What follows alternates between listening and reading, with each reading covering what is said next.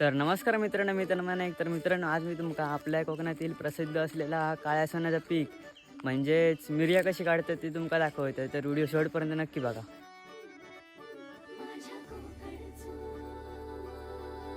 बघा मिरयाची वेली असतात ना, ते एकदा तुम्ही झाडाच्या खाली लावलं असं ना की बघा असे वर तगत आपणच ते असे धरीत जातात वर झाडात एकदम वर तगत. तर मित्रांनो मिरी अशी हातीनंच काढायची लागता, म्हणजे हातीनं तुटतात ती, असं काय नाही. तर मित्रांनो या असं ह्यांच्या वेलीसून तोडल्यानंतर या मिरी त्याच्यानंतर पहिल्यांदा म्हणजे ती मळूची लागतात. मळल्याच्या नंतर ती 10-1 मिनटं पाण्यात गरम पाण्यात उकळूची लागतात.